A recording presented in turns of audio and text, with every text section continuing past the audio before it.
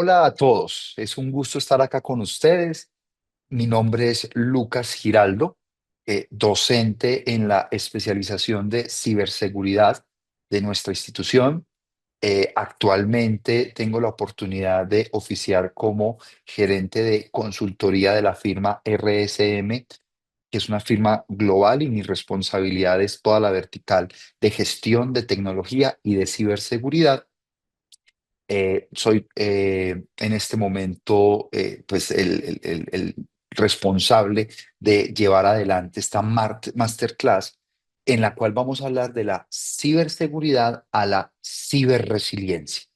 Entonces, nuestra sesión del día de hoy va a tener cuatro grandes componentes. Vamos a hacer una pequeña introducción donde vamos a contar un poco por qué llegamos a estos temas. Luego vamos a recordar y a hacerle un zoom al tema de ciberseguridad. Continuaremos con todo el mundo de la ciberresiliencia y lo que hay dentro del componente de la ciberresiliencia. Y finalmente vamos a abordar el plan de trabajo, es decir, cómo se desarrolla y cómo se debe desplegar un modelo de ciberresiliencia.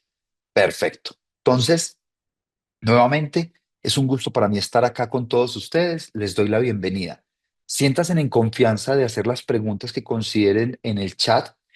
A medida que vayamos avanzando, si hay pertinencia de ellas, en ese momento las respondo. En caso contrario, al final las voy leyendo y las voy respondiendo. ¿Listo? Muy bien. Eh, entonces, aquí en el chat, pues nos están saludando. Me dicen que no se escucha, pero yo creo que sí, ¿cierto? Sí, sí se escucha. Em, sí, perfecto. Jessy dice que sí. Sí, muy bien. Entonces vamos a empezar, pues, nuestra sesión del día de hoy con la introducción. La primera cosa de la que tenemos que hablar, o la primera cosa que vamos a poner de manifiesto, es que estamos hablando de estos temas porque la superficie de ataque digital es cada vez mayor. Y esto se da por dos grandes fenómenos. El primero de ellos es que hay un crecimiento global exponencial de los datos. Tenemos datos por doquier, gracias a los procesos de digitalización que hay. Entonces, para que se hagan una idea, al día de hoy tenemos el equivalente a 24 siglos de video en HD. Se espera que para el 2035 tengamos 2142 zettabytes de datos disponibles de todo tipo, de todo tipo. Y si a eso le sumamos que cada vez hay más dispositivos conectados a la red, solo piensen en esto. Hace, uf, piensen en su primer computador en su hogar. Piensen en su primera computadora en su hogar, la forma en la que se conectaban a Internet con esa computadora.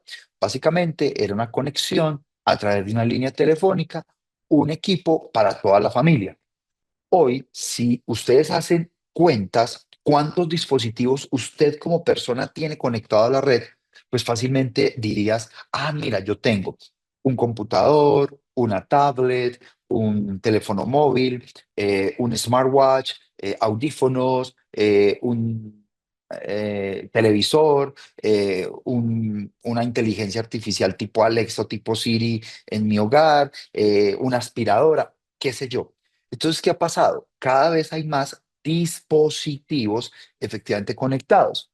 De hecho, se estima que hay algo así como 6.5 dispositivos por persona. Entonces, más dispositivos, más datos hacen que nuestra superficie de ataque digital sea mayor. Piensen en su casa, para cerrar el ejemplo. En su hogar, ustedes tienen una puerta para ingresar a su residencia. Listo. Ergo, hay que tener una sola cerradura para la puerta.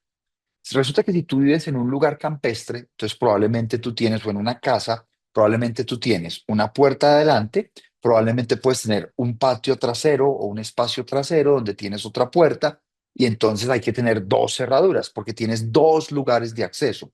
Pero resulta que si adicional tienes una plaza de garaje o una plaza para aparcar el vehículo, entonces probablemente esa plaza también tenga una o dos cerraduras. Entonces, cada vez que hay un lugar por el cual se puede ingresar, va generando una exposición mayor. En tecnología pasa lo mismo.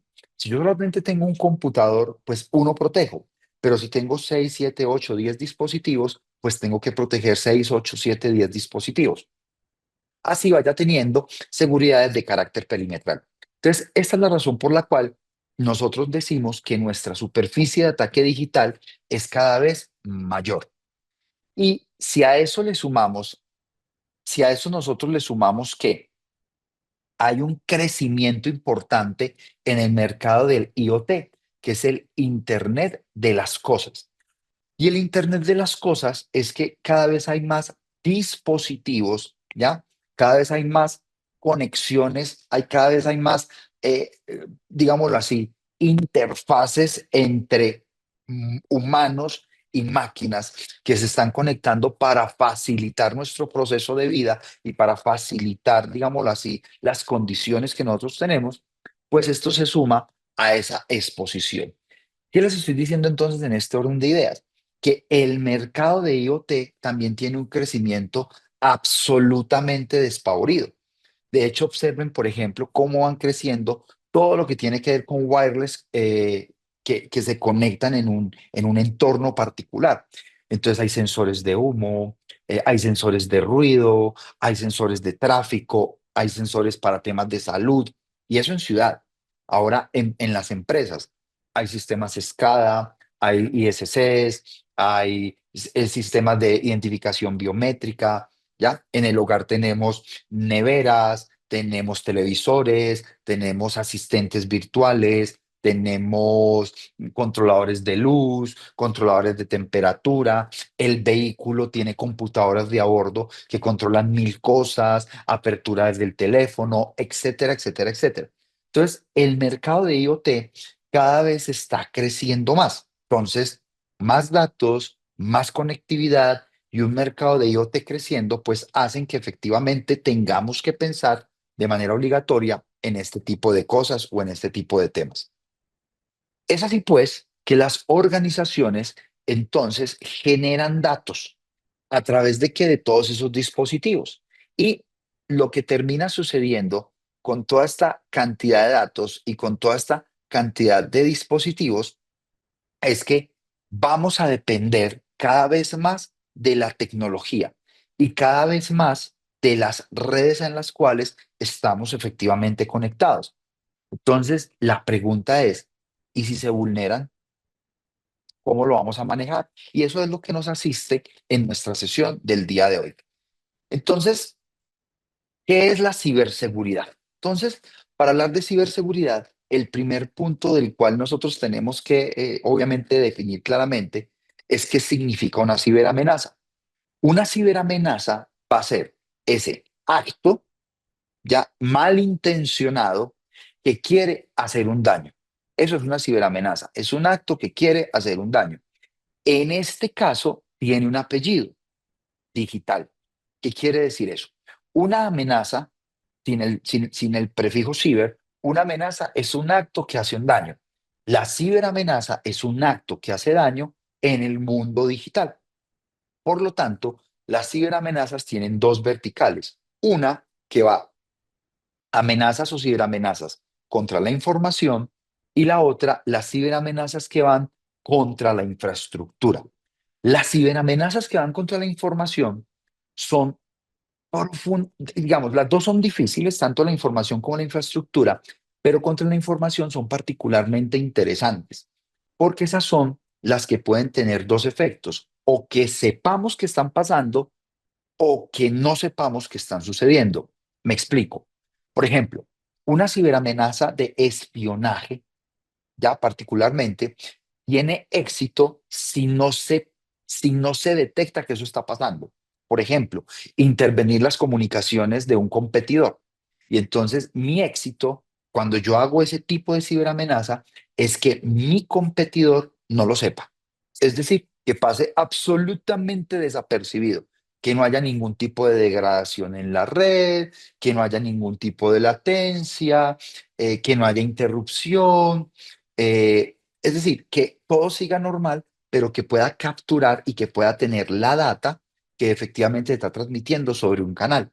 y de esa manera entender los planes de ese individuo o de esa empresa o de ese estado que estoy interviniendo. Entonces, a eso se refiere contra la información. Esa es la más delicada, porque usualmente no percibimos que está sucediendo ese fenómeno. El segundo elemento contra la información es ya cuando hay un robo con el objetivo de generar algún tipo de extorsión, chantaje, solicitar dinero, etcétera, etcétera, etcétera. Y ahí es cuando, si usted no me entrega tanto, yo no le voy a liberar. Listo. Y luego están las ciberamenazas contra la infraestructura. Las ciberamenazas contra la infraestructura es aquella que busca la indisponibilización, es decir, que la infraestructura no haga lo que tiene que hacer. Entonces, no hay energía, no hay telecomunicaciones, no hay defensa, no hay agua, etcétera, etcétera, etcétera. ¿Ya? Eso es lo que nosotros tenemos acá. Entonces, ¿qué es la ciberseguridad? La ciberseguridad sería protegernos contra las ciberamenazas o de manera preventiva o de manera reactiva. Eso es lo que nosotros buscamos en la ciberseguridad. Entonces, la ciberseguridad es cómo voy a defender mi ecosistema tecnológico, las computadoras, los servidores, los dispositivos, las redes, etcétera, etcétera, de esos ataques. Y si efectivamente me vulneraron, ¿cómo voy a lograr sobrellevar y sobreponerme a esa situación que ya se generó para la organización?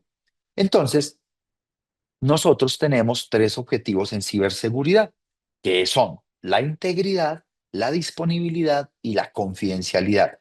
La integridad es que la data y la información que tenemos sea exacta, que diga lo que tiene que decir.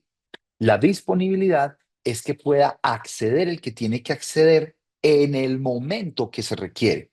Y la confidencialidad es que pueda ingresar el que le ha dado la autorización. ¿Ya? Entonces, la integridad es que el dato esté y esté bien. La disponibilidad es que se pueda acceder cuando se requiere. Y la confidencialidad es que lo acceda el que tiene la autorización para tal fin. Entonces, los tres grandes objetivos de un modelo de ciberseguridad son estos. Y entonces, ¿cuáles son las consecuencias de no tener modelos de ciberseguridad? Para que se hagan una idea. Por ejemplo, en el año 2011, el New York Times ha publicado un artículo donde presenta cómo algunos investigadores han hackeado computadoras de vehículos y remotamente han manipulado y cambiado configuraciones, por ejemplo, de los vehículos. O, por ejemplo, resulta que en el año 2016, Johnson y Johnson o Janssen tuvo un ciberataque que afectó los equipos de insulina de algunos pacientes. Ese ciberataque hizo que la acción de Janssen se desplomara. O, por ejemplo, una tienda de juguetes sexuales en Canadá fue hackeada, se tomó su base de datos y se le dijo, bueno, o usted nos paga o nosotros liberamos y decimos quiénes son sus usuarios en esta tienda. O sea, quién compra qué productos y qué servicios y con qué tipo de actividades. Quién compra el Dominator 3000 de tres velocidades, lo decimos. Entonces, finalmente hubo una extorsión para tal fin. O hackers que utilizaron un termómetro de un acuario para ingresar a la red del sistema. Por una razón muy sencilla, una cosa es ese acuario, es ese lugar donde tenemos peces en nuestro hogar probablemente, que es una cosa sencilla, pero otra cosa es un casino que tiene peces de miles, de cientos de miles de dólares que efectivamente pues tenemos que cuidar. Entonces tienen 1000 sensores en el acuario para identificar temperatura, alcalinidad, comida, limpieza, etcétera, etcétera, y con base en eso tomar decisiones según la especie que esté. Pues hackearon un termómetro de esos particularmente. O todo lo que tuvo que ver con un ataque de DDoS, que es un ataque de denegación de servicio para indisponibilizar dispositivos a lo largo y ancho del planeta o lo que pasó en algunas organizaciones. Por ejemplo, en el año 2019 eh, hubo un malware que atacó empresas como Everest, la cadena SER, Prosegur, ¿ya? Y básicamente fue el WannaCry. Lo interesante de este tema es que dejó inoperativo los sistemas. y la gente no pudo trabajar. Los individuos no pudieron trabajar para tal fin. Y esto pues genera unas pérdidas importantes. Entonces, usualmente, una empresa que tiene pérdidas de recursos terminan en muchos casos sin la posibilidad de volverse a desarrollar. En muchas de esas inclusive terminan desapareciendo. En esas unidades, entonces, usualmente el porcentaje de datos que se recuperan después de pagar un rescate es lo que están viendo en pantalla. ¿Ven? O sea, en el 42% se recupera entre el 51 y el 75. Es una tasa tremendamente baja. Miren, el 16% recuperan entre el 26 y el 50%. Es decir, pagar un ataque o pagar una extorsión o un ciberataque no es garantía de normalidad o de que rápidamente vuelvas a la normalidad. Eso es muy importante tenerlo en cuenta y tenerlo presente. En esa dirección, entonces, según un informe que IBM realizó en el año 2023, la violación de datos puede costar básicamente 4.4 millones de dólares. Es decir, cuesta más, costó más en el 2023 que previamente. Y tiene lógica, porque hay más datos y adicionalmente tomamos más decisiones con datos. Entonces, el impacto de no tener los datos o de que haya una afectación a la integridad de los datos es gravísimo. No les puedo decir el nombre de la empresa por razones obvias, pero en alguna ocasión con una organización veíamos un tema y es que la afectación de ciberseguridad no fue ni hacer procesos de espionaje ni de indisponibilizar, sino entregar datos erróneos a una línea de producción. Entonces, el competidor afectó la línea de producción o un tercero, digámoslo así, no digamos el competidor, pero sí un tercero malicioso, afectó una línea de producción y la línea de producción se ralentizó. Entonces, en lugar de entregar 15.000 unidades de producto por hora, entregaba 1.000. Listo. Pero era una línea de producción automatizada. ¿Qué sucede? Que cuando llega el momento de poner el producto en el mercado, se dan cuenta que había inexistencias de inventario. Y al haber inexistencias de inventario, un competidor X estaba preparado para abastecer el mercado con el producto sustituto. ¿Ya? Entonces, estas son el tipo de consecuencias que suceden con este tipo de procesos o con estas situaciones, ¿sí? Eso es lo que termina pasando. Entonces, ¿cuáles son los principales retos de los que trabajamos en temas de ciberseguridad a la luz del World Economic Forum? Digamos que los retos están, uno, como lo dijimos, hay mayor conectividad. Dos, las tecnologías y las velocidades de conexión son cada vez mejores y eso pues genera un montón de oportunidades, pero también abre unas amenazas importantes. El crecimiento de ransomware es brutal, las tecnologías obsoletas, sobre todo en temas de TO. En TI las tecnologías obsoletas no son tan normales, pero en tecnologías de operación sí, porque usted todavía puede ver organizaciones operando sistemas escadas con Windows XP. ¿Y hace cuánto dejaron de parchar Windows XP desde Microsoft, por ejemplo? Entonces, ahí hay un tema importante o interesante. Obviamente, entender las infraestructuras críticas y salvaguardarlas. Y un tema bien interesante, la capa 8, o como los ingenieros llaman en términos humorísticos, la capa 8. Usted como empresa se puede gastar miles de millones de euros en el mejor sistema y si tienes una persona en tu organización que en un POSIT pone su clave y la deja pegada del computador, hasta ahí le llegó sus miles de millones de euros de ciberseguridad. Si usted tiene una persona en la organización que se para de su puesto de trabajo, sale y su computador queda abierto, desbloqueado y sin ningún tipo de seguridad, hasta ahí llegaron sus miles de millones. Si usted tiene una persona que viene con una memoria USB externa, la conecta en sus equipos y a través de esa memoria entró un virus, miles de millones se pueden ir al tiesto. Entonces, hay un factor importante en la capa de seguridad que son los humanos, ¿ya? Ahora, modelos de inteligencia artificial, que será objeto de otra masterclass, pues vamos a abordar cómo los modelos de inteligencia artificial ayudan o no estos modelos de ciberseguridad y su efecto e impacto. Pero por ahora, las personas son un actor importante y si se puede utilizar el principal vector de ataque que tienen los atacantes a través de modalidades de phishing, por ejemplo, entre otras cosas. Listo. Entonces, si tenemos esto claro, la pregunta que ahora nos tenemos que hacer es, ¿qué es la ciberresiliencia? Entonces, aquí es importante anotar, la ciberseguridad es todo el ejercicio de protección. La ciberresiliencia tiene que ver con cómo continúo entregando resultados, cómo continúa mi operación a pesar del inconveniente. Es decir, dentro de la ciberresiliencia hay un concepto que es la recuperación. Entonces, la recuperación es cuánto me tardo en volver a la normalidad. Esa es la recuperación.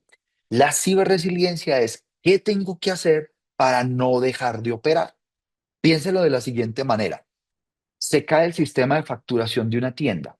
Entonces yo tengo dos opciones. Cierro la tienda y sigo y dejo de vender porque no tengo forma de facturar, o tengo un backup, o tengo una forma, un método para continuar. Entonces alguien puede decir, facture manual. Es decir, en un papel, en un documento autorizado por la entidad responsable del país, puedo facturar y luego lo digitalizo. O alguien dice, no, ¿sabe qué? Entonces tengamos un sistema local que cuando se cae de manera global, en el local yo facturo y luego cuando hay recuperación, integro.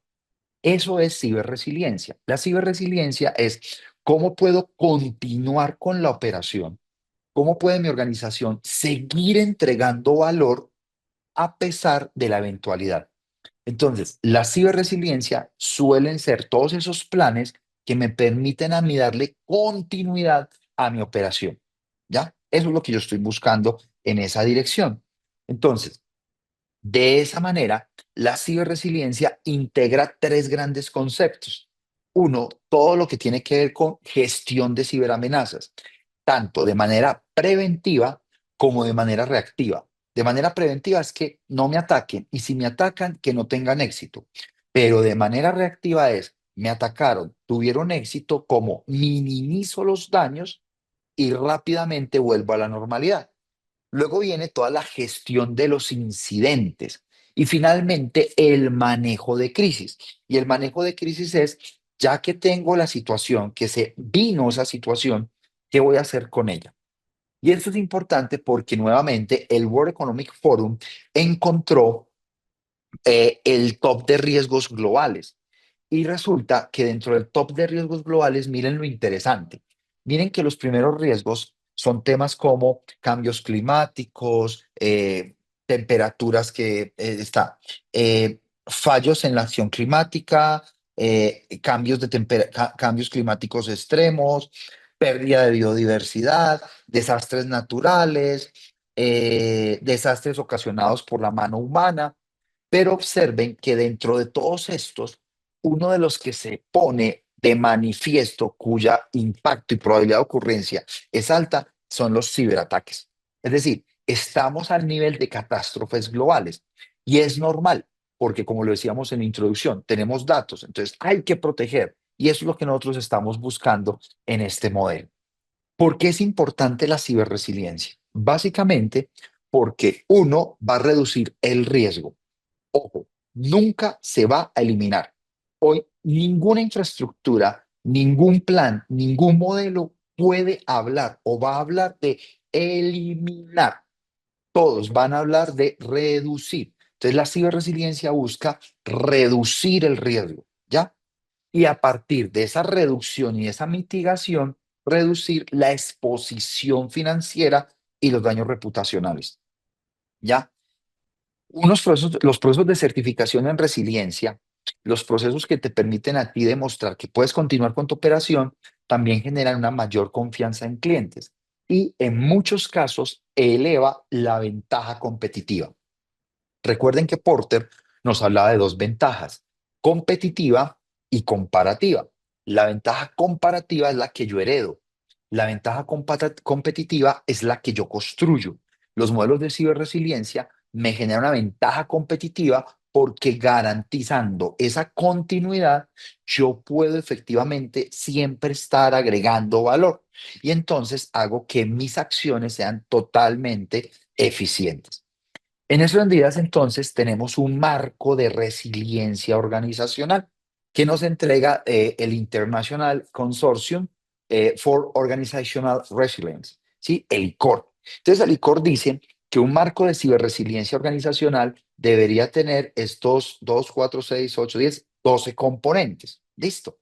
Es decir, toda organización debería tener modelos de continuidad, manejo de crisis, entornos críticos, salud y viabilidad financiera, gestión del recurso humano, comportamiento organizacional, cumplimiento de auditoría. Solo para darles un ejemplo, en gestión del recurso humano, los modelos de ciberresiliencia hablan de cómo garantizar la continuidad si un factor humano crítico se desplaza de mi organización. Ya, ¿cómo garantizar la continuidad del conocimiento? Entonces, ahí se hablan, por ejemplo, de planes de sucesión, ahí en todos los temas de gestión del recurso humano se hablan de planes de sucesión, modelos de transferencia de conocimiento, ahí se habla de lecciones aprendidas. Ahí se habla de procesos y procedimientos estandarizados. Ahí se habla de capacitación y equipos y no tener todo concentrado en una sola persona, sino de atomizar. Listo.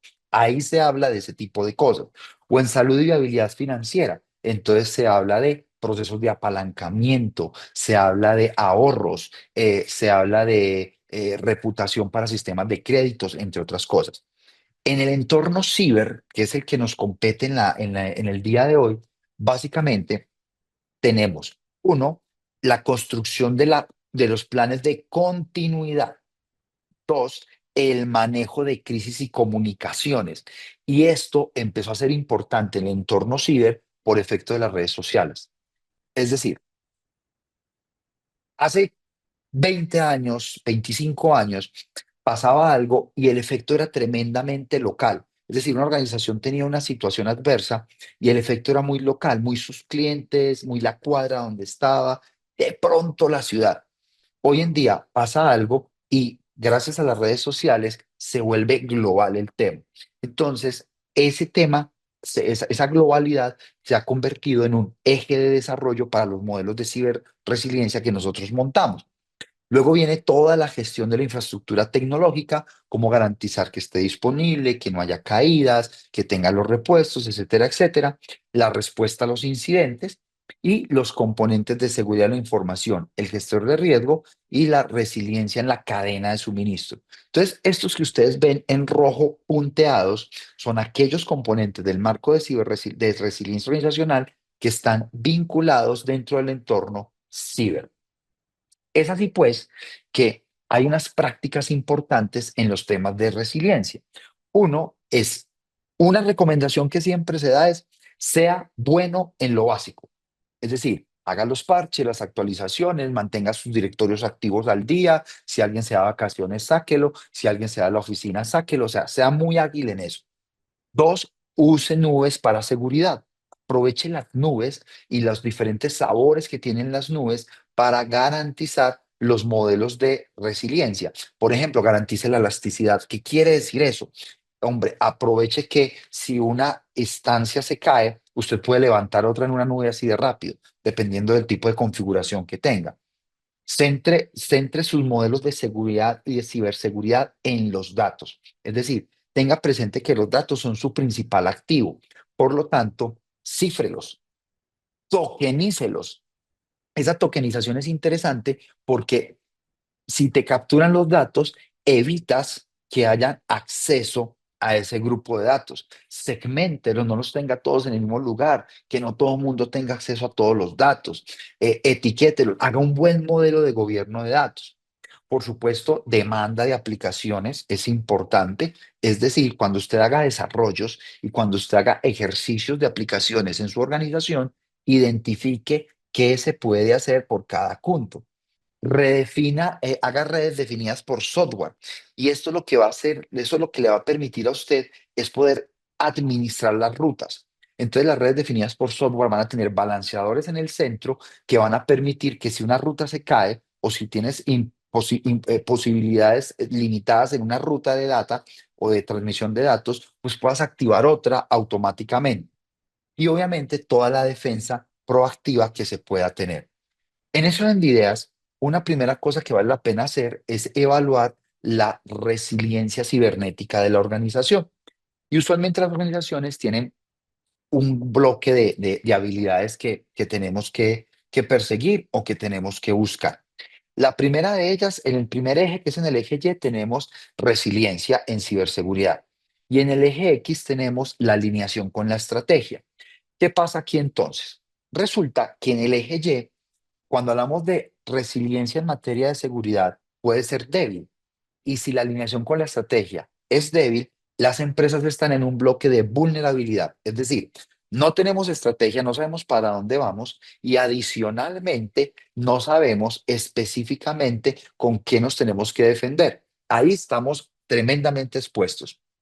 En en la parte inferior derecha tenemos empresas que son muy fuertes en su estrategia, pero muy débiles en modelos de resiliencia.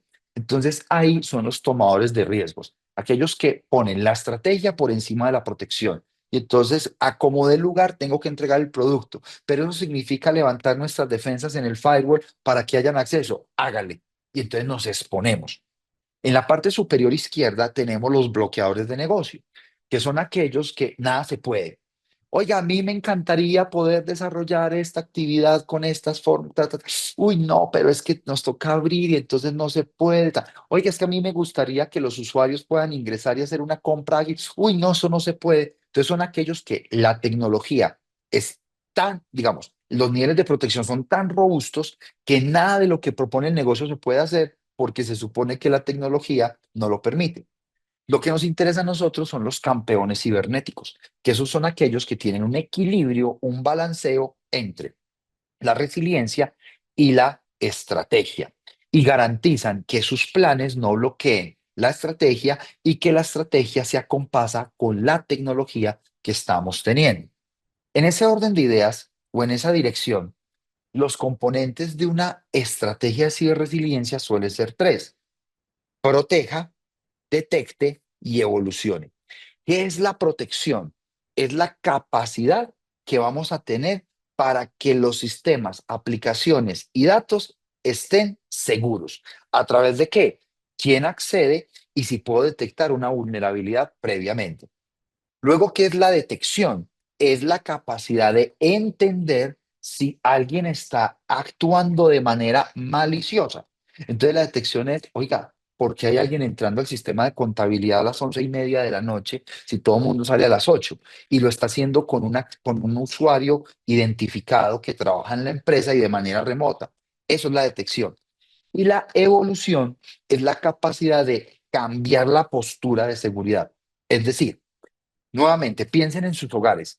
Probablemente hace muchos años la forma de proteger los hogares era poníamos un cerrojo de madera, les poníamos una clave, madera y pared de contar, pero resulta que se volvieron vulnerables, entonces lo cambiamos por unas llaves un poco más sofisticadas, luego por sistemas de atención biométrica, luego con cámaras de identificación, etcétera, etcétera. En ciberresiliencia es lo mismo, y es que uno va avanzando y uno va evolucionando en ese tipo de ejercicios.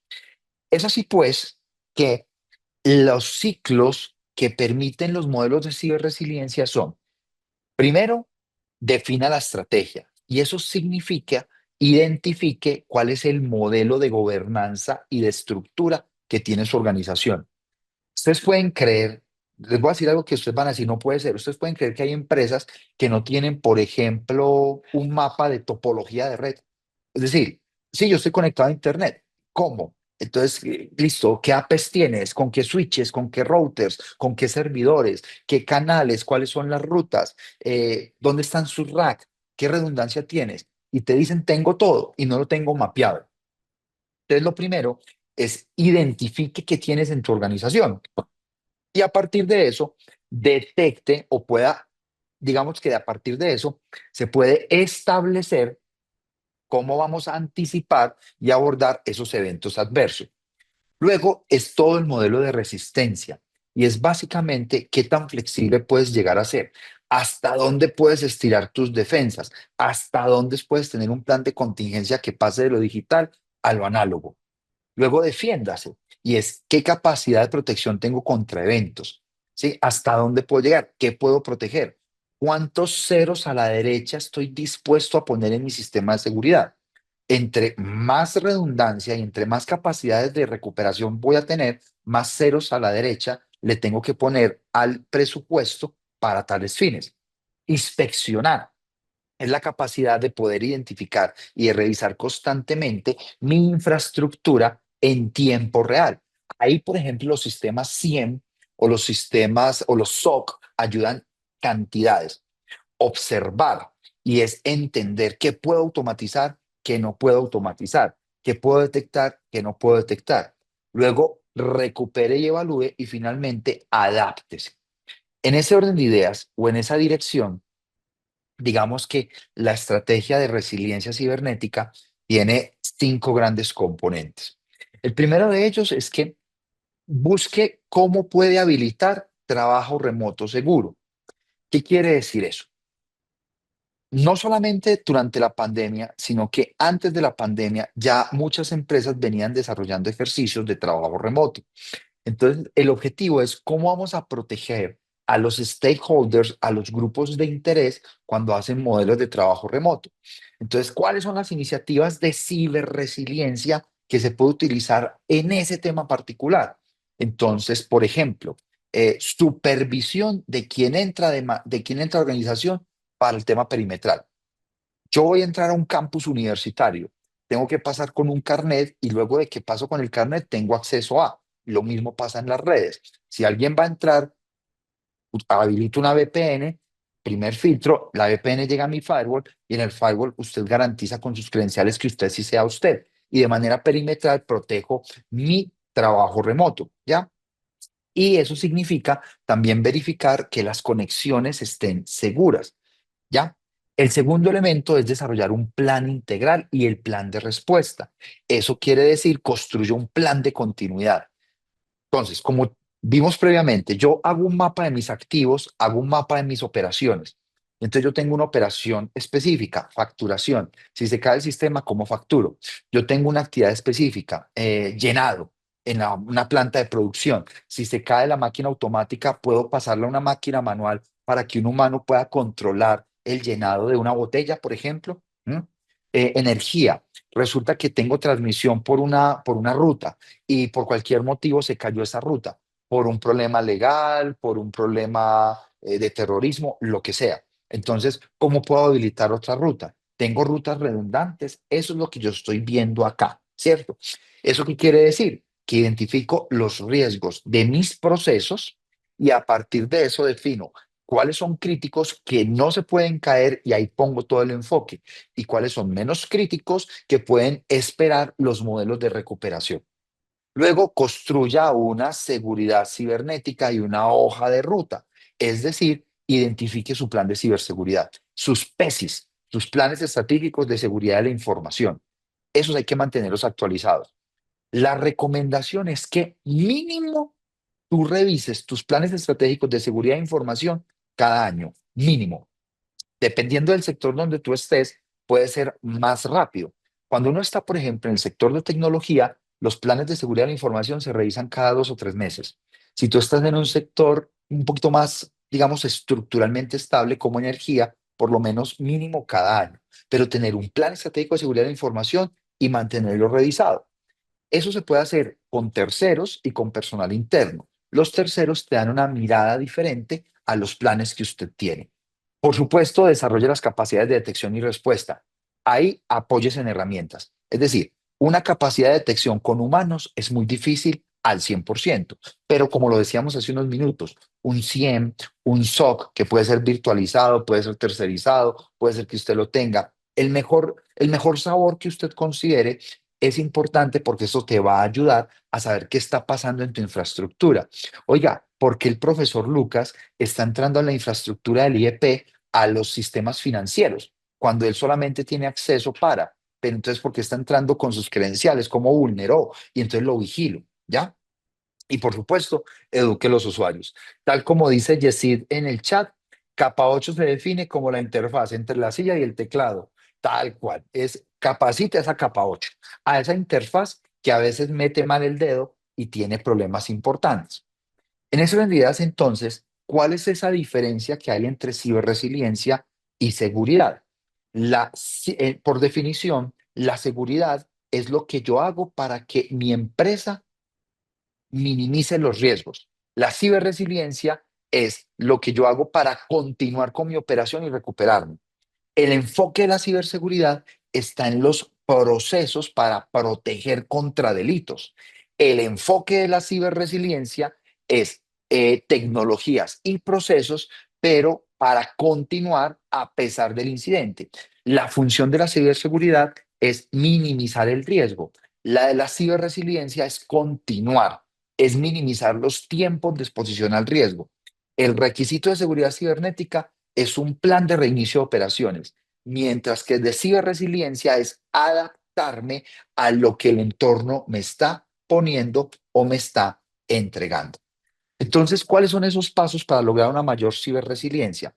Lo primero es tenga un sistema de higiene, es decir, crea un procedimiento que te permite saber qué está pasando en la organización y que tengamos buenas prácticas.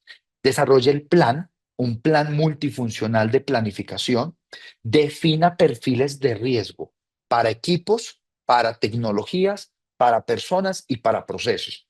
Evalúe y mida cada uno de esos perfiles de riesgo y a partir de ello defina cómo puede mitigar ese riesgo y cuántos ceros a la derecha le va a costar en su presupuesto. Si es posible, contrate seguros cibernéticos que van a ayudar muchísimo en las operaciones y, por supuesto, ponga a prueba los planes que está desarrollando y que está ejecutando. Finalmente, entonces, ¿qué es lo que nosotros buscamos en estas funciones interconectadas? Uno, identificar. ¿Sí? ¿Qué vamos a identificar? ¿Qué está sucediendo? ¿Qué tengo que proteger? ¿Y dónde lo tengo que proteger? El segundo es proteger. Entonces, cuando yo tengo recursos ilimitados, yo ni siquiera hago identificación, protejo todo. Pero ¿por qué identifico? Porque mis recursos son limitados o en dinero, o en tiempo, o en personas. Entonces tengo que dar priorización de protección. Entonces, si estoy en el cierre de final de mes de mi organización, mi priorización seguramente está en los sistemas de integración de los diferentes módulos que alimentan un ERP, por ejemplo. ¿Ya? Entonces, ahí tengo que poner el énfasis. Entonces, probablemente baje la guardia, pongo entre comillas, de un sistema auxiliar o alterno para ponérsela toda a este bloque.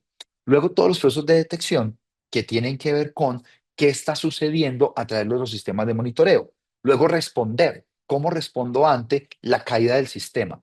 Entonces ya no tengo, ya, oiga, se cayó el sistema de inventario, entonces ¿qué voy a hacer? Paro. No, señor. Entonces tengo un sistema manual donde alguien va, cuenta en físico y lo pone en una tabla y así lo voy viendo hasta que me recupere, ¿cierto? Y finalmente los modelos de recuperación. Y en un modelo de recuperación, lo que yo estoy buscando o lo que yo pretendo es que efectivamente las organizaciones puedan, digámoslo así, restablecer de una manera muy ágil la manera bajo la cual yo puedo volver a funcionar. Ahora bien, para tal fin, les voy a compartir en este preciso instante, déjenme, yo lo comprimo, les voy a compartir un toolkit. Este es un grupo de herramientas, si me permiten les muestro. Este es un grupo de herramientas que lo que van a hacer es que nos van a ayudar a mostrarnos, permítanme aquí voy, cuáles son todos los pasos que usted debería dar y cuáles son todos los componentes que usted debería construir en su organización para garantizar la recuperación. Eso es lo que nosotros vamos a hacer. Entonces, en el chat, eh, este, caray, parece que no tengo habilitado el, el, el compartir archivos, pero lo voy a hacer de la siguiente manera para dejárselos listos. Vamos a hacer en 30 segundos un WeTransfer en el cual les voy a generar un enlace. Listo. Con ese enlace, aquí está. Aquí está. asturias.edu.co, título, Toolkit. Listo. Entonces, déjeme, ay Dios, ¿dónde estás? Acá, Toolkit. Y utiliza enlace. Entonces, les voy a compartir, ya lo está cargando. Espérate que me han enviado un código de verificación para que quede todo mejor. Bueno, lo tengo configurado de esa manera, para que no vayan a haber dificultades. Aquí está. 3378.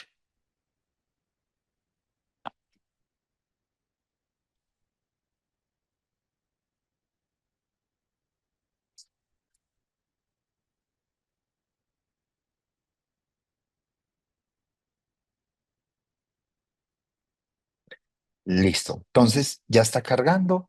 Denme un segundo. Listo. Entonces, voy a cargar la información y ya les voy a compartir el WeTransfer donde pueden descargar todo el toolkit que les va a permitir hacer este ejercicio. Entonces, este toolkit, si me permiten, se los presento, tiene los siguientes componentes. eh, Está todo el Excel que explica de qué se trata, cómo se descubren los procesos, cómo se hacen los análisis de impacto, los recursos de clasificación y las escalas de impacto que van a tener cada una de las tecnologías. Luego de eso, tenemos, perdón, voy a venir acá al 2, que es este. Luego de eso tenemos el PDF que hace toda la explicación de los métodos bajo los cuales ustedes pueden hacer los procesos de recuperación. Luego de ello, entonces están los Excel, hay diferentes Excel donde se definen los riesgos, se descubren los riesgos, se hacen las escalas y las calificaciones de riesgo que estás teniendo. Con esas escalas de clasificación, usted ya puede determinar, aquí está el Excel, que va a permitir construir los gaps de análisis, las prevenciones, los sistemas de prevención, quién es el responsable ante esa situación y cuáles son las opciones de recuperación ante el incidente.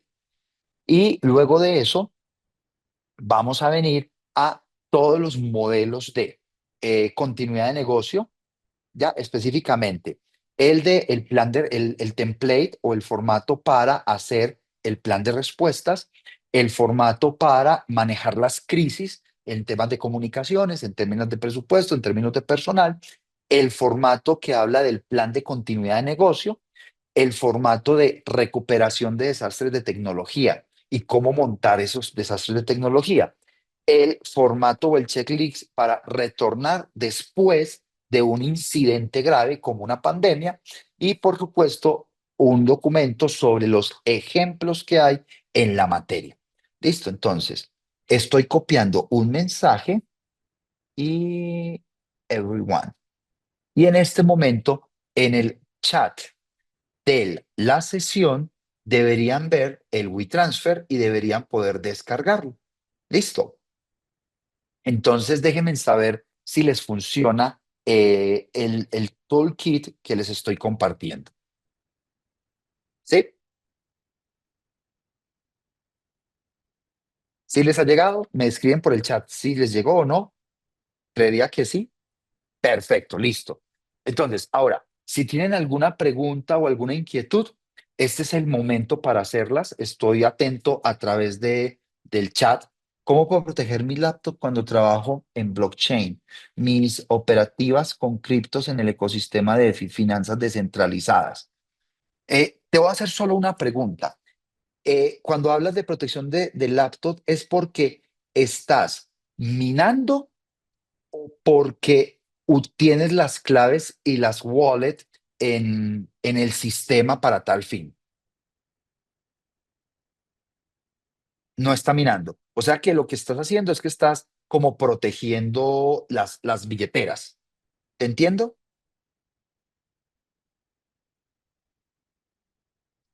Ah, haces inversión. Ah, bueno. Entonces, yo ahí te podría hablar como de cinco grandes cosas muy rápidas, mi querida Isabel, y gracias por tu pregunta. Listo. Entonces, la primera es seguridad de dispositivo. Entonces, los modelos de seguridad de dispositivo tienen tres grandes componentes. El primero de ellos, actualización. Mantenga su equipo actualizado. Yo sé que suena lógico, pero es ser muy bueno en lo básico. Mira, Isabel, hay personas y empresas que hay personas que no actualizan su máquina Windows o Mac porque se demora mucho. Y entonces no lo dejan en la noche, sino que por la mañana, uy, hay una actualización. No, eso es como 45 minutos, no tengo tiempo. Eso es un problema muy serio. Entonces, lo primero, mantenga actualizado. Lo segundo, todo lo que tiene que ver con antivirus y firewall. Es decir, si tú tienes una laptop, manténla actualizada y si estás manejando inversiones, claves y accesos para esas inversiones, te recomiendo que pongas un firewall que permita filtrar lo que está entrando a tu laptop. Hoy en día existen firewalls virtualizados y hay unos firewalls robustos para casas, por ejemplo, cuando usted trabaja en su casa y tiene información confidencial o delicada que puede parametrizar, ¿ya? Y otra recomendación en términos de dispositivo es cífrelo, cifre su disco. Y hay herramientas para el cifrado. Por ejemplo, déjeme de acuerdo. Por ejemplo, en Windows, yo recuerdo que la última que trabajé fue una que se llama BitLocker. Entonces, eso cifra el disco. Si pasa algo o si todas las medidas te fallan, el disco está cifrado para que un tercero. Y en Mac, cuando yo tenía Windows, trabajaba con esa y acabamos de hacer una implementación en una empresa con BitLocker. Y en Mac trabajo con Firebolt y funciona bien. Luego te recomiendo todo el tema de seguridad en contraseñas, Isabel, ¿cierto? Eh, Puedes tener un gestor de contraseñas, pero mi recomendación es que si tienes un gestor, cifres ese gestor, ¿ya? Porque es un lugar donde se almacenan todas tus contraseñas. Si alguien tiene acceso a él, estás frita, estás muerta. Entonces, ten cuidado con eso.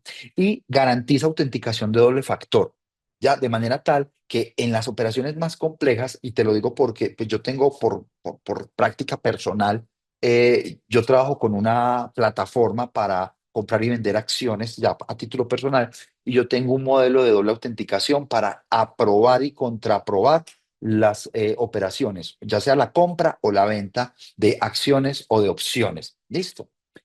Por supuesto, todo lo que tiene que ver con la seguridad de la red, si estás conectada contra un servidor para hacer tus operaciones de cripto, VPNs, indiscutiblemente, o en su defecto, trata de tener unas direcciones IP estáticas. ¿Por qué? Porque una IP estática autoriza solo conexiones desde esa IP. Las IPs dinámicas, entonces dicen, oiga, lo que llegue lo autorizo. Entonces, eso trata de hacer. Y entonces vienen luego eso que tú mencionas, como todos los modelos de DeFi que hay. Entonces, una es, por ejemplo, obvias, evite clic. O sea, la mejor forma de mantener temas de ciberseguridad activo es no de clic. Ante la duda, no de clic. Esa es una, ¿cierto? Revise las transacciones que usted esté haciendo, verifíquelas. Eso es tremendamente importante. Utilice herramientas. Por ejemplo, en herramientas DeFi hay dos que yo te puedo recomendar. Te las voy a escribir acá en el chat para que tú las explores. Hay dos herramientas que te puedo recomendar. Una se llama, aquí está, una se llama DeFi Pulso y la otra se llama Tap Radar. Ambas ahí te las mando. Ambas lo que hacen es que te identifican a verificar que tus plataformas sean legítimas y que no estés, por ejemplo, sobre una suplantación. Entonces yo que te recomiendo. Son buenas para tal fin. Mucho monitoreo continuo, mucho monitoreo continuo. Eso lo tienes que hacer. Es muchas actividades de actividad. Y si puedes, generar logs. Es decir, cada mes tú puedes generar un log sobre tu actividad y verificar qué está pasando. Entonces tú ves, todo está normal y por allá ves, uy, aquí hay una actividad o en un tiempo o en un sistema o en una operación que yo no debía haber hecho y la puedes revisar. Eh, por ejemplo, hace poco implementamos para un banco un ejercicio de verificación de log diarios. Entonces, al final de la jornada se hace automáticamente una extracción de log, una parametrización en un sistema para identificar qué log hay y aquellos que sonaban sospechosos se marcaban. y se hacía una inspección mucho más detallada. Entonces, con eso pudimos identificar que alguien a una hora determinada está haciendo un acceso donde no debe ser. O identificábamos con un log, por ejemplo, recuerdo uno donde con un log definimos o identificamos que hubo una integración con un sistema en un celular que no estaba autorizado. Y fue porque un corredor específicamente había pasado información a su teléfono móvil porque tenía que continuar con una operación para un cliente en horario extrabursátil. Y como no podía estar en la oficina, él decidió seguir haciendo desde su teléfono móvil e hizo una conexión con su teléfono móvil. Y eso fue un lío ni el berraco. Entonces, porque él lo hizo de buena intención, garantizarle la promesa de valor al cliente, pero vulneró un sistema que está diseñado para que esas cosas no pasen. Entonces, son como recomendaciones que te puedo dar para tal fin. Listo. Y si tú trabajas como inversora en temas de criptomonedas, pues obviamente proteger tu wallet, no tengas las claves de la wallet que suele ser larga en un lugar específico, pero póngalo cuidado. Sí, sí, don Andrés. Ahí yo creo que hay un tema importante de hacer, que es el almacenamiento en frío. Una pregunta, ¿todos saben qué es el almacenamiento en frío? ¿Todos tienen claro lo que significa el almacenamiento en frío? Ok, mira, Franz, almacenar en frío es toda una metodología que tiene por objetivo garantizar que sus sistemas estén protegidos en un momento específico. Es decir, yo lo que garantizo con esos modelos de almacenamiento que en tecnología se usan mucho es que usted tenga una copia resguardada que no está siendo utilizada y que suele ser una copia incremental. Es decir, yo copio hoy, copio mañana, copio pasado mañana, copio y me voy bien, y me voy yendo en el tiempo. Entonces, eso es el almacenamiento en frío. Y el almacenamiento en frío tiene una particularidad que busca que efectivamente usted pueda tener una recuperación en el momento más rápido posible, sin que haya una conexión específica externa. Es decir, yo hago la copia incremental y la tengo acá. Esa copia la desconecto y no está conectada con mi sistema. Cuando la necesito, me conecto y la puedo hacer, ¿cierto? Eso es lo que yo hago con la diferencia con el backup es que el backup suele estar conectado 24/7 a la red. El almacenamiento en frío se conecta para hacer la copia y luego se desconecta. Voy a hacer una pregunta. ¿Ustedes recuerdan Misión Imposible, Misión Imposible, la número uno, que Ethan Hunt tenía que entrar a un servidor que no estaba conectado y que él se tuvo que descolgar por una red o como por unos cables, y que era la famosa escena de suspenderse? Eso es almacenamiento en frío, ¿ya? Es un lugar donde yo llevo, hago una copia, conecto y desconecto, o la llevo en un dispositivo, en un floppy, la llevo, la conecto y la armo. Listo. Me dice Lisette que los archivos de Excel no le están abriendo. ¿A todos o solo a Lisette?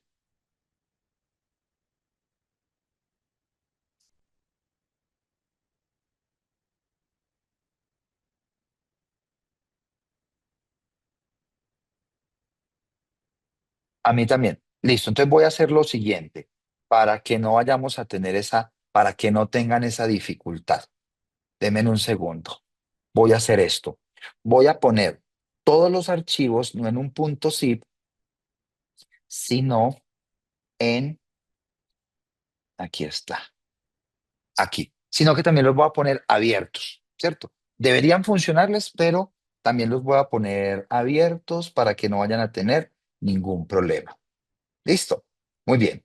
Everyone in the meeting. Listo. Copiar enlace y se fue. Muy bien. Muy bien, muy bien. Bueno, entonces, mis queridos amigos, eh, para mí es un placer estar acá nuevamente. Van a tener también a disposición esta presentación y la grabación. Recuerden que el Instituto Europeo de Posgrados es parte de la red SUMA, que está integrada por la Corporación Universitaria de Asturias en Colombia, la Universidad Europea en Monterrey, Monterrey, México, SUMA University en Estados Unidos y EAN en Argentina. Mi nombre es Lucas Giraldo. Lo que necesiten, pues para mí es un placer poder atenderlos y tanto la institución universitaria como nosotros, los profesores, estamos a su entera disposición y estamos listos para atender todas sus inquietudes. Un buen día para todos, un feliz resto de semana y estamos en contacto. Muchas gracias. Hasta pronto.